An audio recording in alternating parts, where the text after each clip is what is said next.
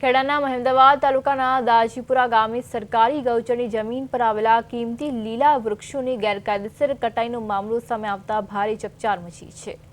ગ્રામજનો અને પંચાયતના સભ્યોએ સરપંચના પતિ અને એક સ્થાનિક વેપારીની મિલીભગતથી આશરે 3 લાખ રૂપિયાની કિંમતના વૃક્ષોનું નિકંદન કાઢવામાં આવ્યું હોવાના ગંભીર આક્ષેપ કર્યા છે।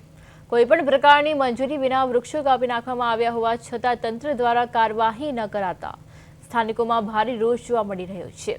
ગામના તલાટી કમ મંત્રીએ સમગ્ર મામલે અજાણ હોવાનું જણાવતા તેમની ભૂમિકા સામે પણ સવાલો ઊભા થયા છે। આખરે પંચાયતના સભ્યો દ્વારા મામલતદાર અને તાલુકા વિકાસ અધિકારીઓને લેખિત રજૂઆત કરી જવાબદારો સામે કડક કાર્યવાહી અને નુકસાનની વસૂલાત કરવાની માંગ કરવામાં આવી છે।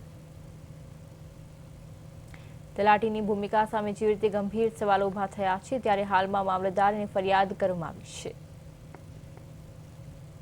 અમારા પંચાયતમાં કોઈ જાતનો ઠરાવ પણ થયેલો નથી અને કોઈ જાતનો માહિતી અમને પણ મળેલી નથી અને ઝાડ સરપંચ શ્રી પ્રતિશ્રીએ 17 નંગનો ઝાડનું એક ઝાડ આશ્રયથી વજનમાં 150 થી 200 મણ વજન હતું। 17 નંગનું કટિંગ કરી નાખેલું છે લીલા ઉભા।